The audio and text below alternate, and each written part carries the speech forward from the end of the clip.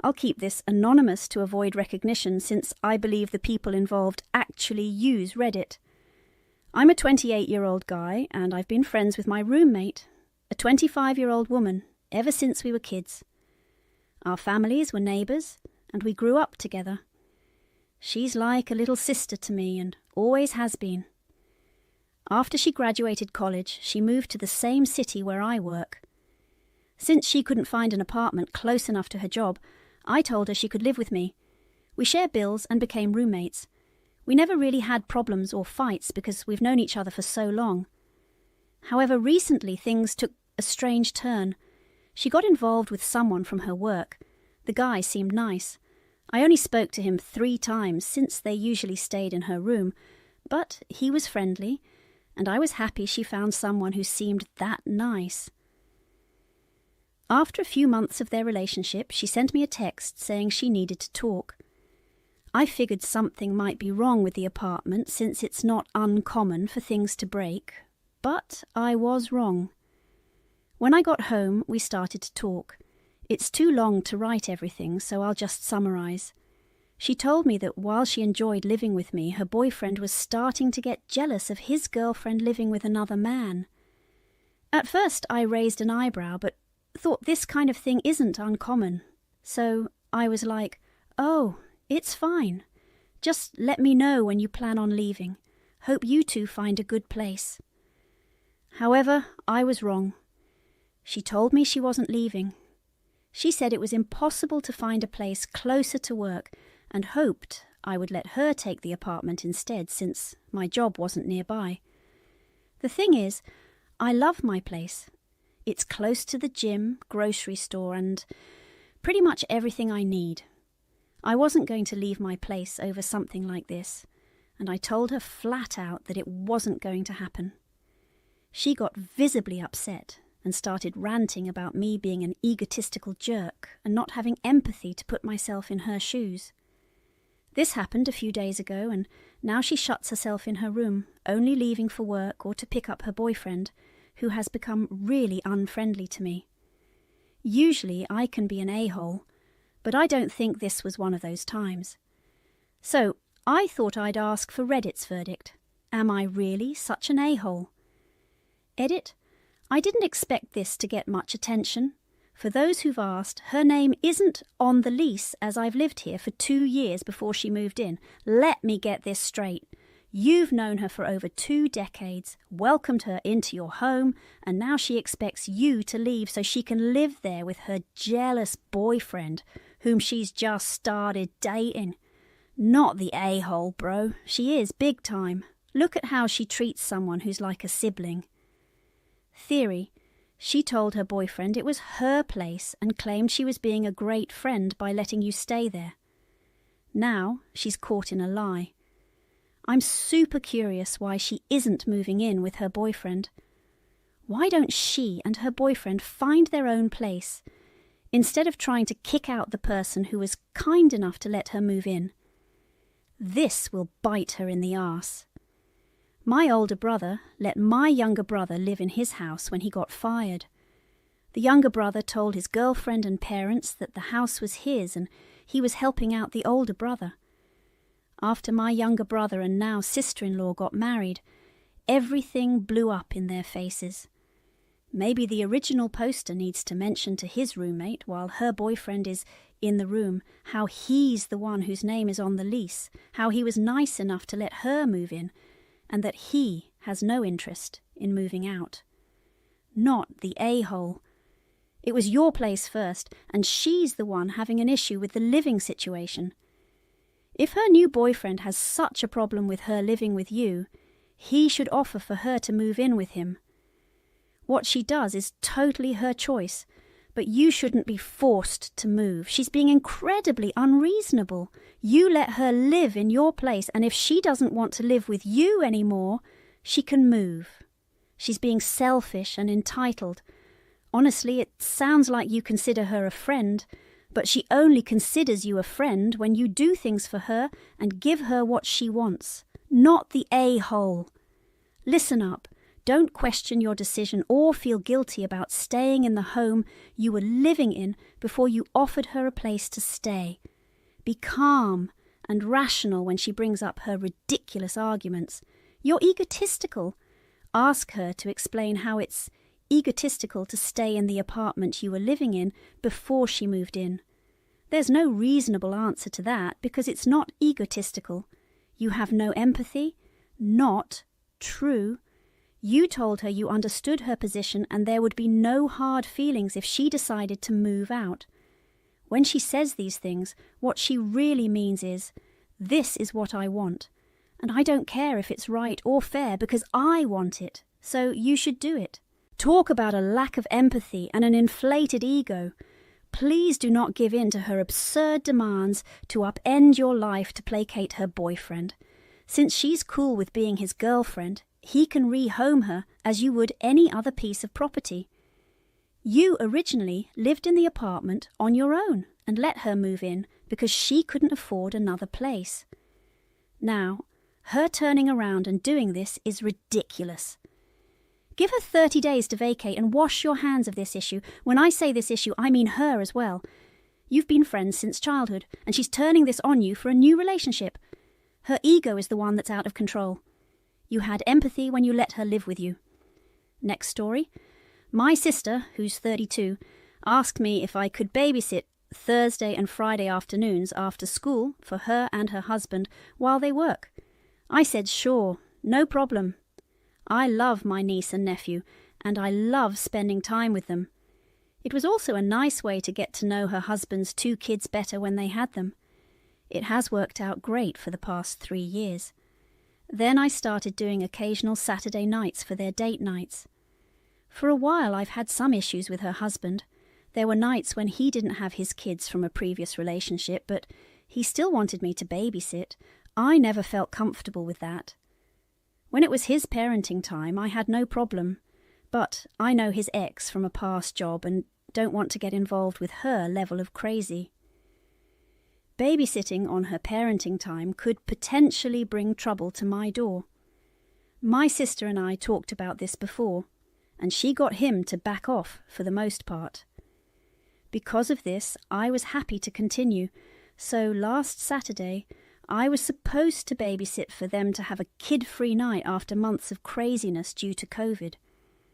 My sister's husband showed up with all the kids because it was their parenting time, plus his ex's younger child and her boyfriend's kids. Nobody said anything to me. I never agreed to have all those kids, and at the door he acted rudely because I told him I wasn't babysitting all those kids. I called my sister and she had no idea he would do that. I told her I'm tired of him pushing and last night crossed a line for me. I'm not willing to subject myself to that pressure again. It made me feel awful having to deal with it while all the kids were standing there, some of whom I'd never even seen before. My sister is understandably hurt, but she understands. Her husband is calling me an a-hole for dropping out of babysitting at the last minute. Am I really the a-hole here? Honestly, I don't think so. He tried to take advantage by dumping more kids on me without warning. He clearly doesn't appreciate the effort it takes to babysit. It's ironic that he doesn't like sudden changes when he was so quick to drop extra kids on me.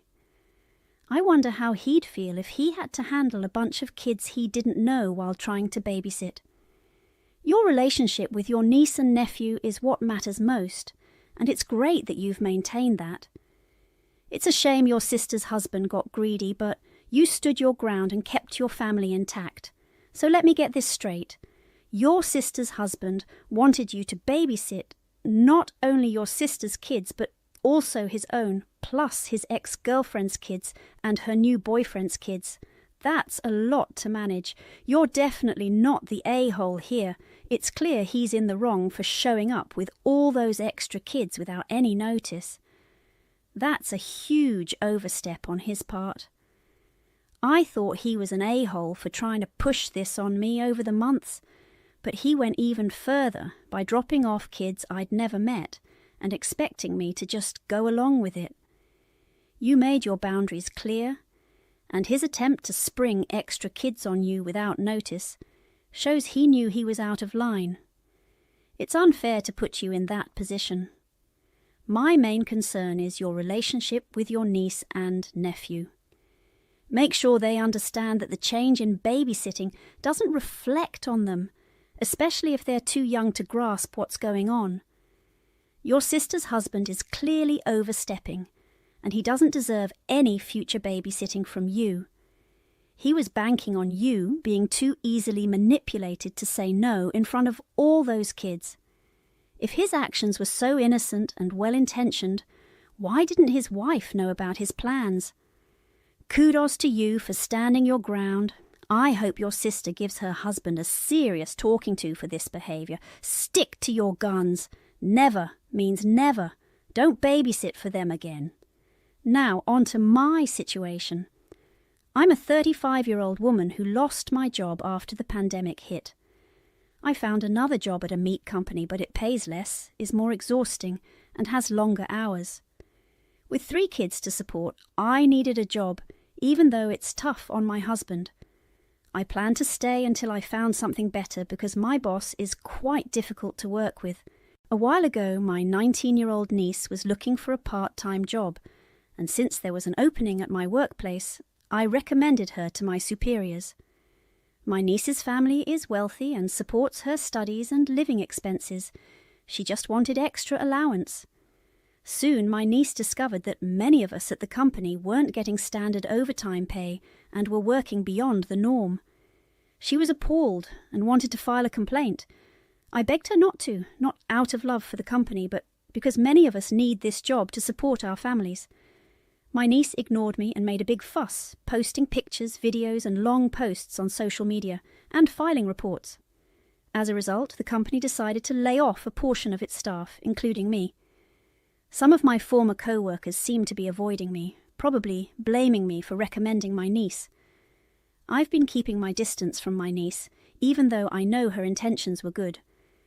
I still lost my job, and she's been texting me with all sorts of reasons why what she did was right. When I ignored her, she sent more messages, filled with long paragraphs, hoping I'd acknowledge her stance.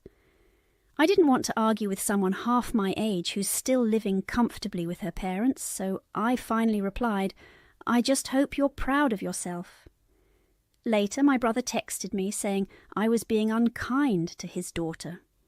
He believes that, as her aunt who witnessed workplace toxicity, I should encourage her to continue fighting for what's right. I may be unemployed, but I'd rather spend my time job hunting than getting involved in this conflict. Am I the a-hole here? No, there are no a-holes in this situation except for the company. What your niece did was right, but unfortunately it resulted in you and other workers suffering. She didn't rely on that income, so she had the luxury of reporting the company. It's a tough situation, and the real a-hole here is the company. Your niece tried to do the right thing, but doing what's right and staying employed aren't always the same in the real world. While her actions might have had negative consequences, they're pushing for better working conditions for future employees. The meat industry in particular is notorious for its poor treatment of workers, so some pushback is necessary.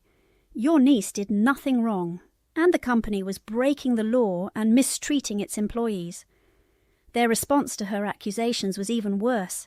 They're the real a-holes here. I understand why you're upset since you need this job, but getting angry at your niece for calling out wrongdoing isn't fair. Companies get away with this behaviour because no one calls them out. It's unfortunate that you're caught in the middle, but she's not to blame. When we attack whistleblowers and complainers who are right, we're just helping these awful companies avoid scrutiny. Your niece reported illegal practices, and not doing so would mean letting businesses continue mistreating employees. You were likely fired in retaliation. Depending on where you live, you might have a strong legal case against the company. Don't be angry at your niece for exposing the company's illegal activities. Be angry at the company for treating you badly and firing you. The real issue here is the company's disgusting practices. You could also pursue a claim for unpaid overtime. Since you're already out of the job, you don't owe the company any sympathy. Go after them for the unpaid overtime and get the paycheck you should have received. Depending on your state's labor laws, you might even be entitled to additional compensation. Next story. My 24-year-old stepdaughter runs an Instagram page and YouTube channel with a decent following. She makes some money from it, and her father wanted her to sign with an agency. He did most of the legwork and had a contract ready. She asked me to review it. While I'm not a lawyer, I've been involved in business negotiations. The contract was biased against her. It gave the agency control over her intellectual property, took more than half of her earnings, and had a vague marketing commitment. The only upside was a $35,000 upfront payment, which she'd have to repay if she didn't meet their content targets. It was a deal that limited her potential gains while protecting their losses. I told her the deal was awful and that she could do much better on her own. She's smart and decided not to sign. She's making enough money to support herself, doing what she loves, and has no desire to go viral. Her father is upset that I interfered, and my wife isn't happy either, since she doesn't want my stepdaughter to be self-employed. I feel a bit guilty because I didn't hold back when I described the deal. My anger and the fallout between her dad and her have strained their relationship. It feels like I've made a family feud worse. Her father is mad at me for sticking my nose into things and upstaging him. He already dislikes me because he's unhappy that his ex-wife married someone else. My wife is annoyed that I encouraged her daughter to continue with her career. You're not the a-hole here. Your stepdaughter asked you to review the deal and you gave your honest opinion. You didn't cause the rift, you just provided advice when asked. It's troubling that both parents seem okay with a company taking advantage of her. It's not your fault. She asked for your advice, you gave it, and she chose not to sign. Her dad can be annoyed, but she's an adult and doesn't have to follow his wishes. If his frustration affects their relationship, that's on him. As for your wife, she might not want her daughter to be self-employed, but it's not her decision. Parents can't choose their